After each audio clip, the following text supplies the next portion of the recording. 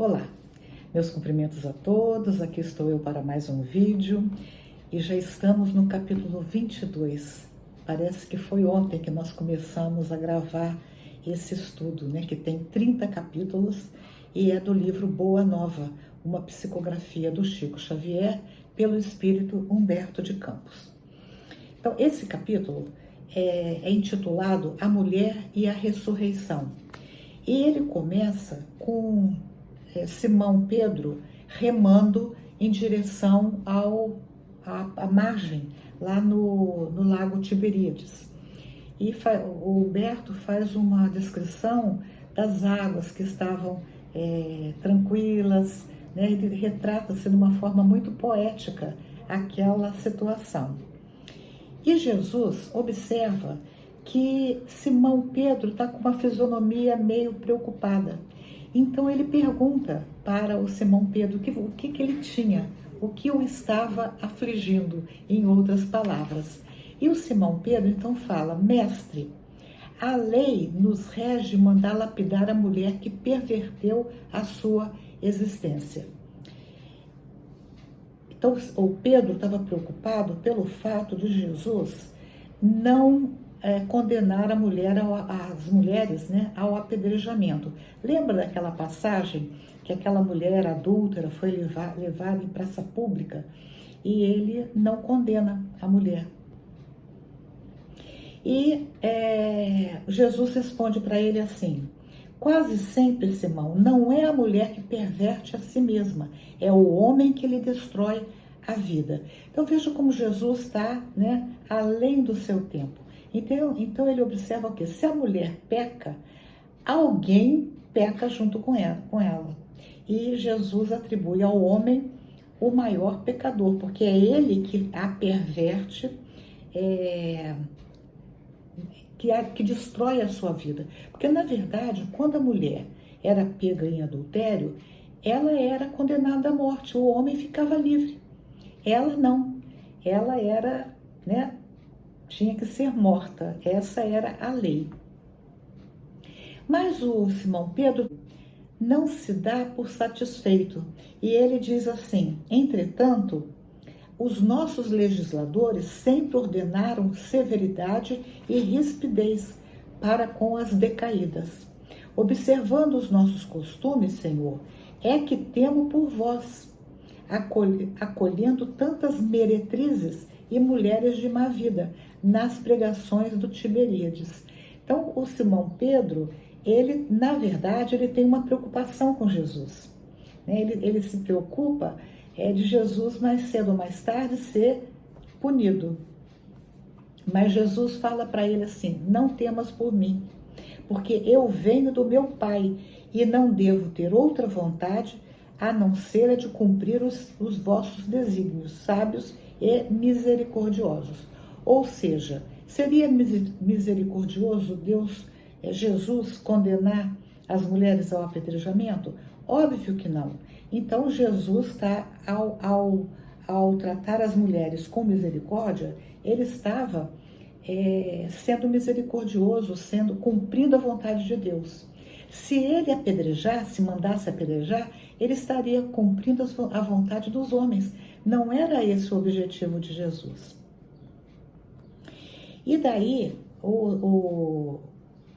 Jesus ainda continua dizendo assim: mas ouve, Pedro, a lei antiga manda apedrejar a mulher que foi pervertida. Olha novamente como Jesus coloca aqui. Ela não perverteu, ela foi pervertida e desamparada pelos homens.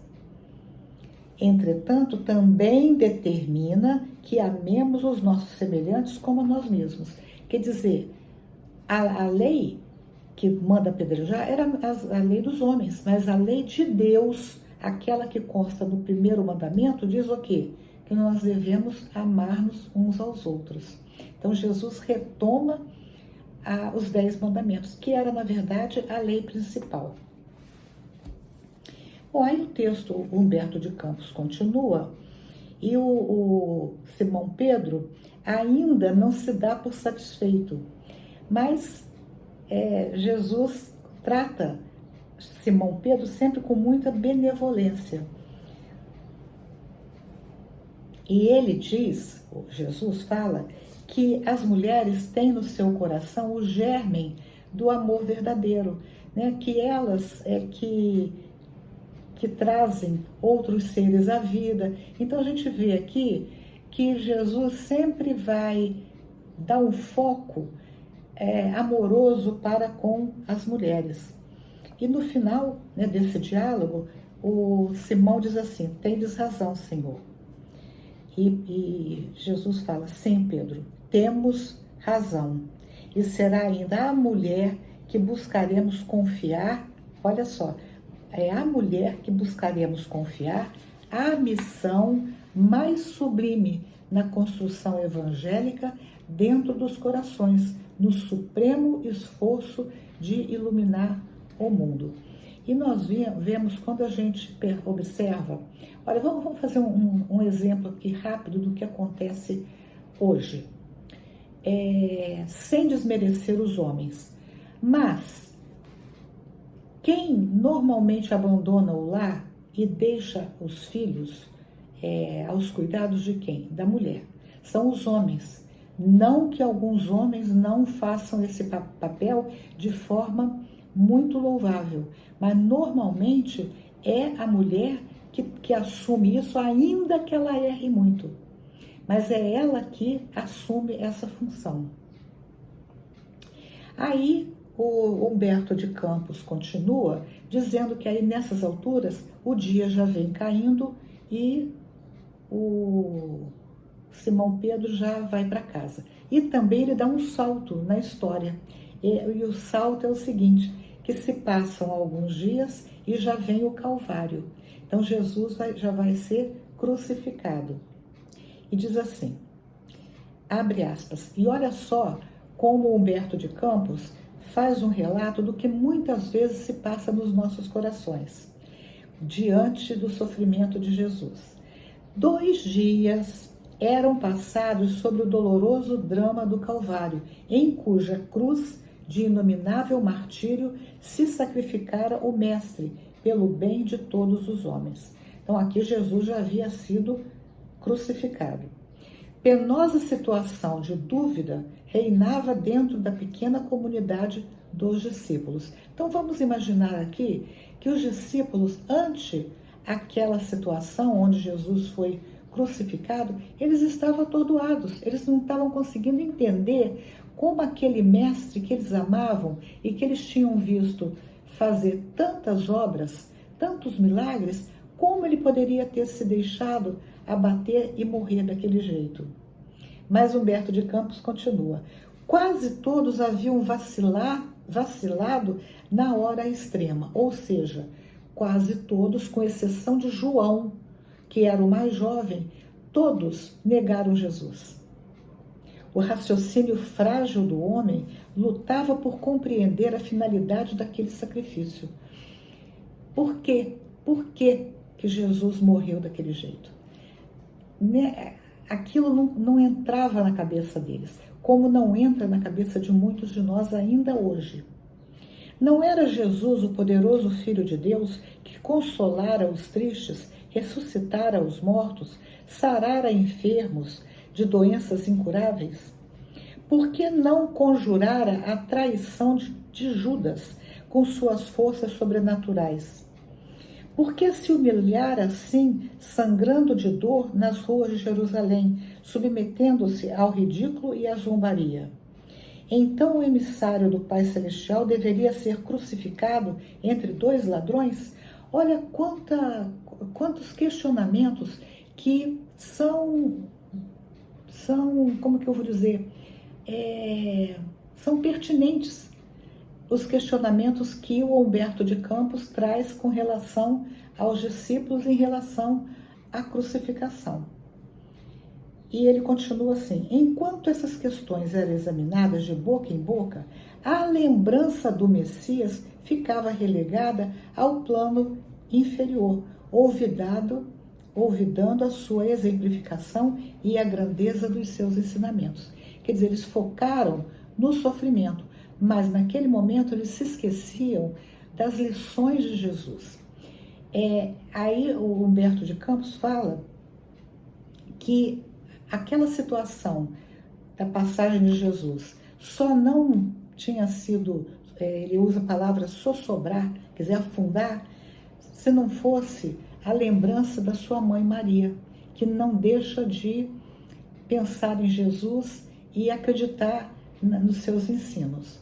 Bom, na sequência, o Humberto de Campos vai falar de Maria de Magdala, que ela vai até o sepulcro levar perfumes e flores, né, para cuidar do corpo de Jesus, quando ela se surpreende com o sepulcro vazio. E ela fica atônita, sai e ouve uma voz que chama Maria, chama pelo seu nome. Ela olha e vê um jardineiro, que ela acha que é o jardineiro, mas na verdade era Jesus. E aí ela percebe o quê? Que Jesus tinha cumprido a promessa de que ele ressuscitaria. Então Humberto de Campos diz assim: era a promessa de Jesus que se cumpria. A realidade da ressurreição era a essência divina que daria eternidade ao cristianismo. Olha que afirmativa importante. Se não fosse a ressurreição, o cristianismo não teria tido a possibilidade de se manter vivo, né, no coração dos homens. E aí Humberto de Campos vai se encaminhando para o final do texto e diz assim: a mensagem de alegria, que aí Maria vai correndo avisar que Jesus tinha ressuscitado. Então, o texto continua dizendo: a mensagem de alegria ressoou então na comunidade inteira. Jesus ressuscitara. O evangelho era a verdade imutável. Então, a partir daí, a fé dos discípulos se torna inabalável. Em todos os corações pairava uma divina embriaguez de luz e júbilos celestiais. Levantava-se a fé, renovava-se o amor, morrera a dúvida e reerguera-se o ânimo em todos os discípulos. Na amplitude da vibração amorosa, outros olhos puderam vê-lo e outros ouvidos lhe escutaram a voz doçurosa e persuasiva, como nos dias gloriosos de Jerusalém, de Cafarnaum. Desde essa hora, a família cristã se movimentou no mundo para nunca mais esquecer o exemplo do Messias. À luz da ressurreição, por meio da fé ardente e do ardente amor de Maria de Magdala, havia banhado de claridade imensa a estrada cristã para todos os séculos terrestres. E aí, quando a gente pensa nessa frase, né, dessa fé que ressurge depois daquele momento onde os discípulos ficam tomados de dúvida, e veja que essa fé é tão ardente que eles foram capazes de partir para a divulgação do Evangelho e depois se submeterem aos mais terríveis sofrimentos em nome do cristianismo. Quer dizer, não era uma fé qualquer. Era uma fé inabalável na realidade de Jesus. Então, isso não é pouca coisa. Bom, gostaram desse vídeo? Se gostaram, dê um joinha, compartilhem e se inscrevam no canal se desejarem. Até o próximo vídeo, se Deus quiser.